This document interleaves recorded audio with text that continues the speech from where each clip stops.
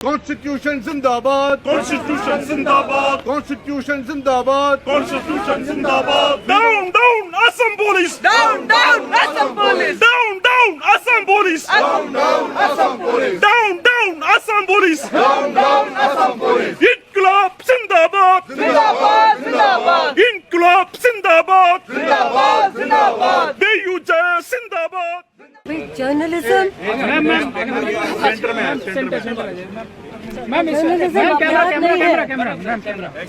Journalism अपराध नहीं है।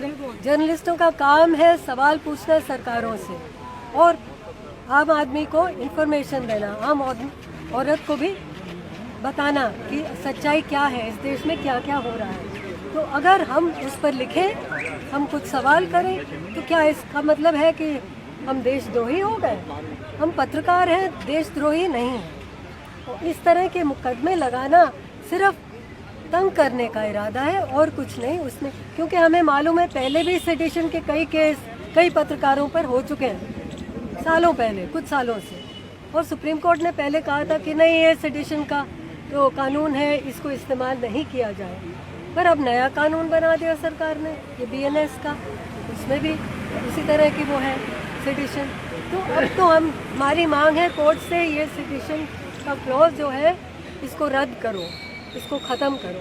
आज यहाँ पर हम सब इकट्ठा हुए थे इसलिए जिस तरह से पिछले कुछ सालों में लगातार जो स्वतंत्र पत्रकारिता करने वाले लोग हैं, अलग अलग संगठन हैं, उन पर लगातार क्रैकडाउन हो रहा है। हमने न्यूज़ लॉन्ड्री से लेके वायर से लेके न्यूज़ क्लिक तक की रेड देखी, जिसमें सैकड़ों जर्नलिस्टों को न सिर्फ रेड किया गया, उनके काम करने के अधिकार को छीना गया, उनके लैपटॉप और फ़ोन तक सीज कर लिए गए और आज तक वापस नहीं दिए गए। इसी कड़ी में अब सिद्धार्थ, अभिसार या करण जैसे सीनियर जर्नलिस्टों को, जिन्होंने पूरे जीवन सिर्फ आज़ाद पत्रकारिता को सिर्फ न बढ़ाया बल्कि देश में वो ज़रूरी सवाल हमेशा उठाते रहे जिस पर लोग बोलना चाहते थे, आज जिस तरीके से इस पर हमला किया जा रहा है, इसके खिलाफ बोलना ज़रूरी था।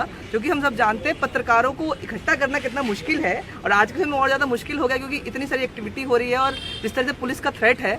हम असम भवन पे प्रोटेस्ट कर मेमोरेंडम देने चाहते थे, जो परमिशन देने के बाद आखिरी टाइम पे कैंसिल किया गया। उसके बाद बहुत शॉर्ट नोटिस और ख़राब मौसम में हम लोग जुटे हैं। ये सिर्फ एक सांकेतिक जरूर हो सकता है, जब संख्या कम है, लेकिन ये जरूर है कि जर्नलिस्ट फ्रेटर्निटी में और पूरे समाज में इसका मैसेज जा रहा है। जिस तरीके से लगातार स्वतंत्र आवाज़ों को ये सरकार कुचलने की कोशिश कर रही है, इसके खिलाफ अगर सरकार को एक संदेश है यहाँ से, सरकार अगर नहीं चेतेगी तो आने वाले में ये जो यूनिटी है जर्नलिस्टों की और मजबूत होगी और सरकारों के खिलाफ बड़ा आंदोलन भी किया जाएगा और सड़कों से लेकर हर जगह जहाँ जहाँ मौका होगा वहाँ तक लड़ा जाएगा। Assam Police down, down. Assam Police down, down. Assam Police down, down. Down, down, down, down. Assam Police down, down. Down, down, down, down. Time and again we are seeing that quietly various channels, some videos on YouTube are removed. That happens, then we protest, other people protest, then YouTube is spoken to and so on and so forth, and ultimately some of it gets back. But we know there is pressure always from the government to withdraw critical journalism of any kind. And that is anti-democratic. We stand for democracy. We want to uphold the rights of the press to speak freely. We want to uphold the rights of all citizens to speak freely. And we want this sedition clause killed by the Supreme Court because it's a very unfair clause. It is misused all the time, and it's misused for things like Facebook posts, it's misused for Twitter tweets, it's misused in many ways.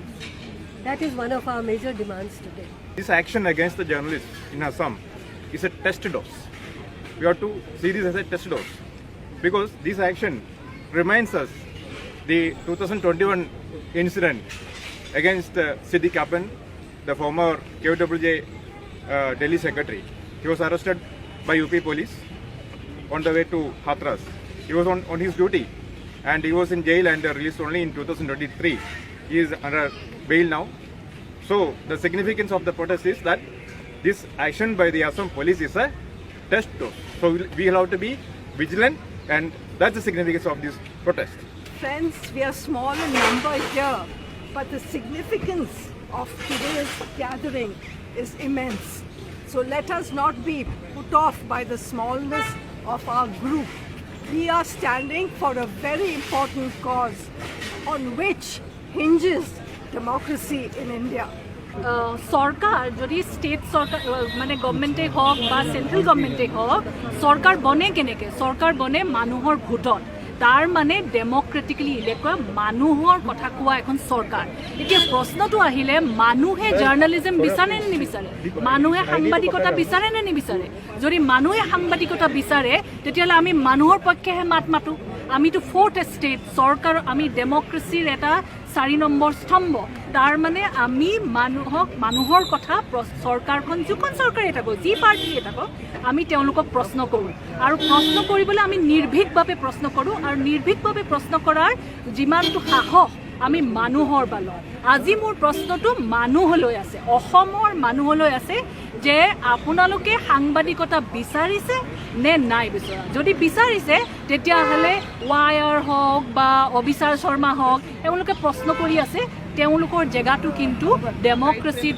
বা এটাত সদায় আছে যদি আপোনালোকে নাই বিচৰা তেতিয়াহ'লে নাথাকিব আৰু এটা প্ৰশ্ন আছে উচ্চতম ন্যায়ালয়ে শেহতীয়াকৈ যিটো ৰায়দান দিলে আটাইকেইগৰাকী জাৰ্ণালিষ্টৰ এই বিষয়টোত আপোনালোকৰ সুপ্ৰিম কোৰ্টৰ যিটো চলি আছে ৰায়দান ভালকৈ আমাক দিছে প্ৰটেকশ্যন দিছে কিন্তু কৈছে যে যদি কিবা প্ৰ'ব হৈছে সেইখিনি মানে জইন কৰিবলৈ কৈছে আৰু সেইটো প্ৰতি নাগৰিকৰে দায়িত্ব যদি পুলিচে কিবা ৰুজু কৰিছে কিবা কেছ তাক যদি ভালকৈ আমাক প্ৰশ্ন কৰা যায় মই আই এম 100% চিয়'ৰ যে মোৰ সতীৰ্থ যিমানখিনি আছে কৰণ থাপৰে হওক সিদ্ধাৰ্থ বৰদেৰাজনে হওক তেওঁলোকক কৈছে সুপ্ৰিম কোৰ্টে গৈ পেলাই কোঅপাৰেট কৰিবলৈ আৰু সেই কামটো কৰিব কিন্তু যদি কিবা চিনিষ্টাৰ হিচাপত নি পেলাই জেলত সোমাই আজিকালি কি হৈছে প্ৰচেছ ইজ দ্য পানিছমেণ্ট তাৰ মানে আপোনালোকে কোৰ্টলৈ অহাৰ আগতে দৌৰাই ফুৰাব যাতে অকণমান দিগদাৰীটো দিব পাৰে জাৰ্ণালিষ্টক যদি দিগদাৰীটো দিয়ে মানুহৰ প্ৰশ্ন চৰকাৰক কোনে সুধিব